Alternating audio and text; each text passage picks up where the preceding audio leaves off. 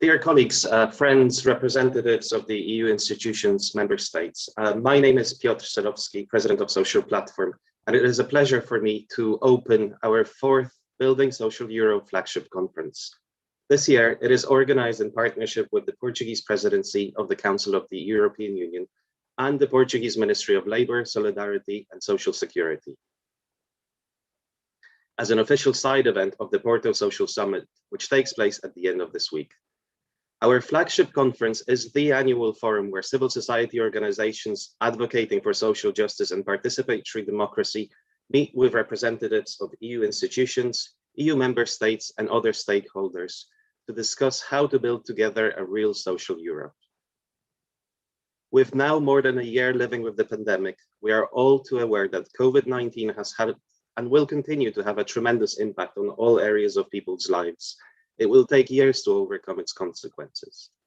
From our members, moreover, we know that people in the most vulnerable situations have suffered disproportionately because of COVID-19 and the measures taken to contain the pandemic.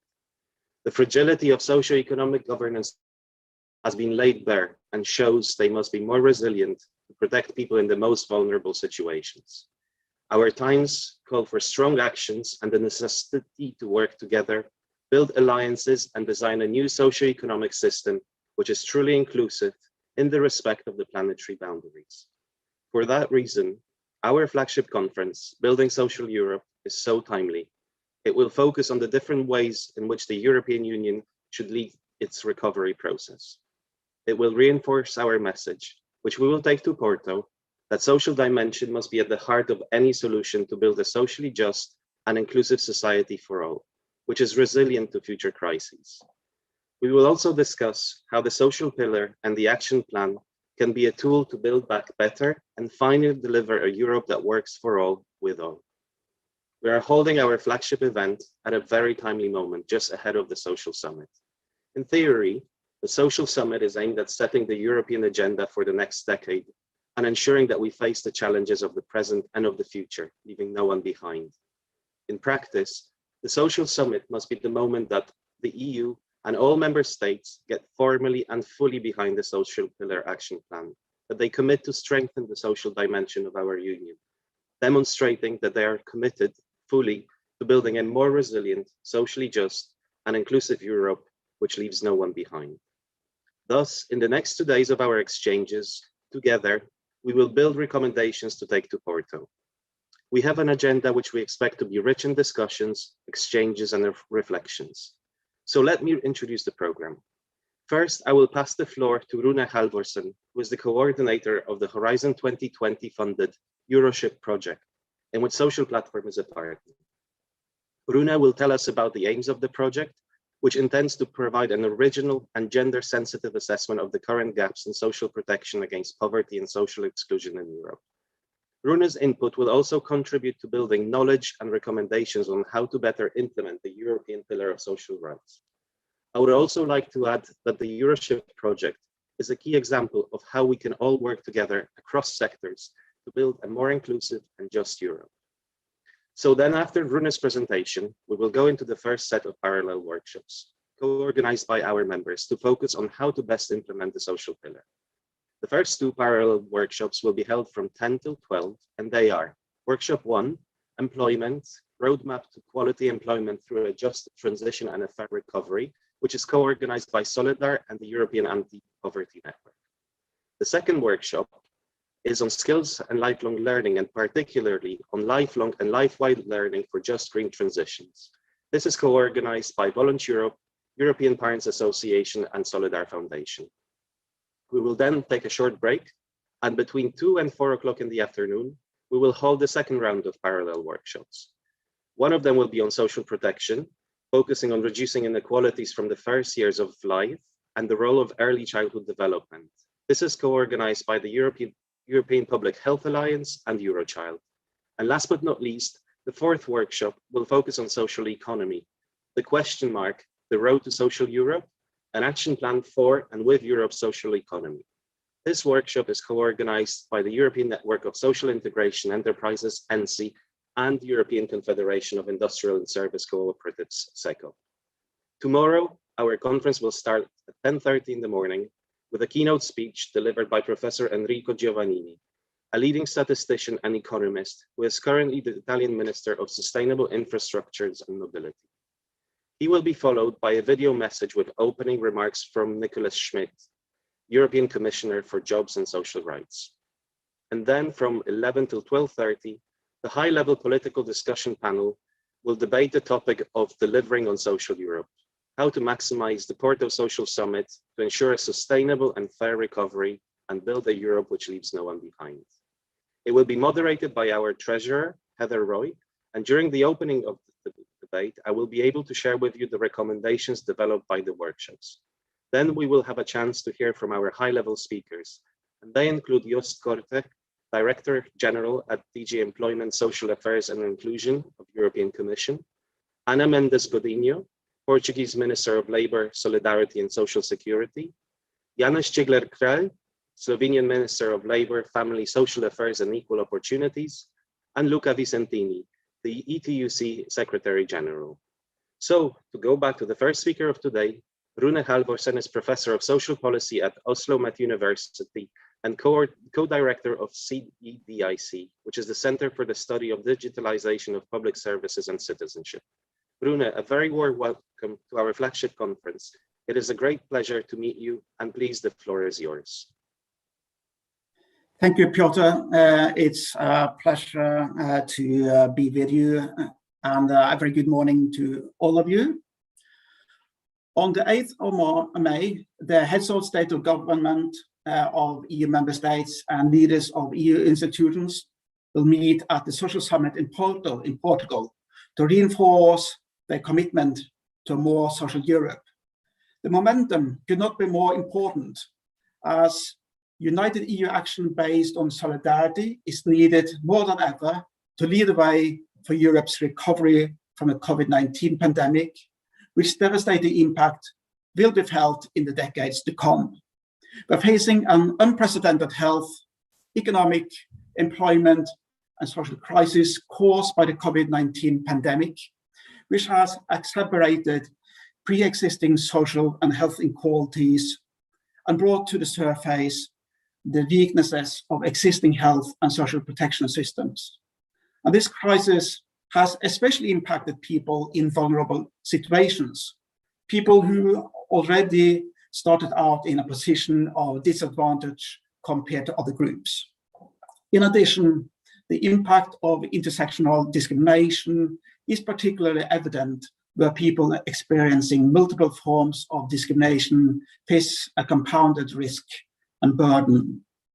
The time to take united EU action is now to ensure the Porto Social Summit really paves the way towards a social Europe for all.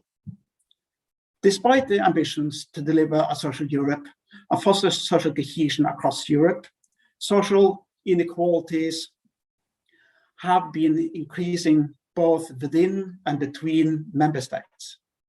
Territorially divergent poverty levels threaten the well-being of European citizens and challenge EU ambitions for inclusive and cohesive Europe. Thus, the question of how the EU and member governments may foster the social resilience of individual citizens, the resilience of communities, and the resilience of the member states is high up on the political agenda. The question involves a broad range of actors, from the European Commission to national governments, social partners, and civil society organizations.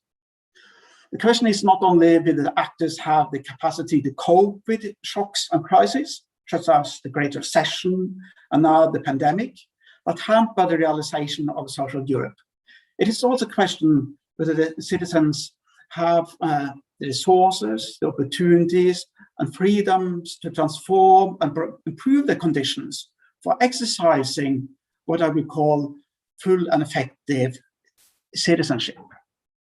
To realize the European pillar of social rights, the EU and national governments are faced with the challenge to close a number of gaps. First, gaps in which social risks are covered and how and to what extent citizens are protected against risk of poverty and social exclusion as young adults in transition to the labour market, as working parents, as disabled persons, or in old age. Second, gaps in how EU-level social rights are implemented by national governments. Third, gaps in the take-up and use of social rights by individual citizens. And last but not the least, gaps in how civil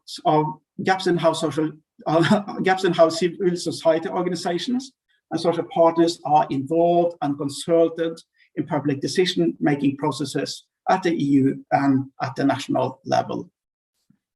In the project Euroship, Closing Gaps in European Social Citizenship, social platform and researchers in 8 European countries work together to provide new insights into how the European Union can support member states in working towards the realization of the European pillar of social rights.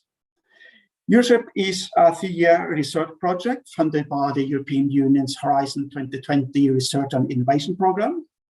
The Euroship project will provide new knowledge about the effectiveness of social protection policies targeted at reducing poverty and social exclusion in Europe.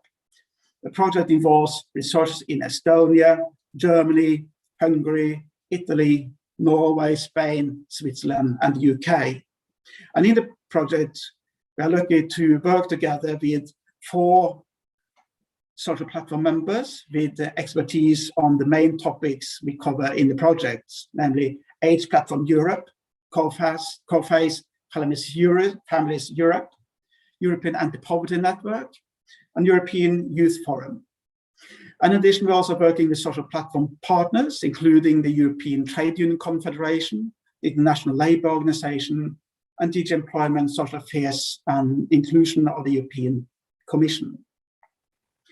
In the Euroship project, we examine the opportunities for women and men with low education and income to exercise social citizenship.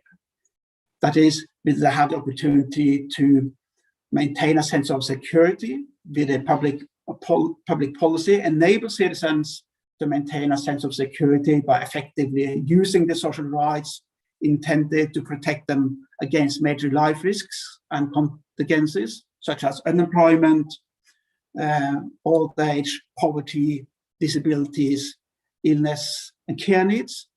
Second, they have the opportunity to exercise choice, with the public policy allows citizens to decide for themselves what is valuable to live their lives in accordance with this decision, and that they are allowed to define their own needs and receive relevant support and pursue the life they have reasons to value.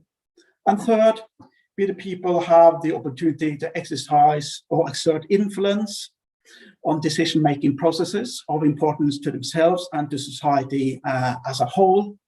The public policy creates the conditions for user involvement, for individual citizens, for participation in self-help groups, and for involvement of advocacy groups, civil society organizations, and social partners in public consultations and decision-making processes. In other words, we are adopting a quite broad and multidimensional understanding of an approach to social citizenship in our project.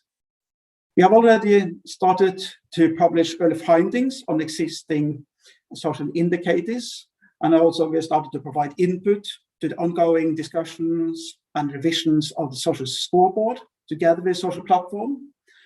And in May and June, we will publish more reports that will be available on our website. My hope is that together we will prove the knowledge necessary to formulate evidence-based and innovative policy options that may help the EU and national governments boost social citizenship for persons facing risks of poverty and social exclusion. For the researchers involved in the Euroship project, it is truly a privilege to work with social platform and the social platform member organizations on these issues. If we all work together, we're more likely to succeed in achieving a social Europe that leaves nobody behind. I wish you all a very successful conference, and thank you.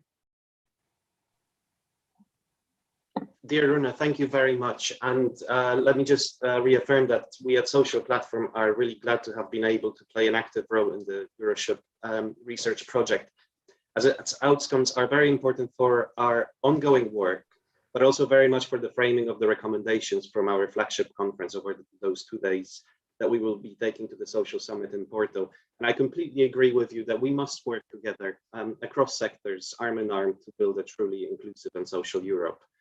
So finally, before we go into our workshops, a request for those of you who are active on social media, and especially using Twitter, please use the flagship conference hashtag, which is #BuildingSocialEurope, for exchanging on the discussions and conversations of the coming 2 days. So now we arrive at the time to go into our first set of workshops.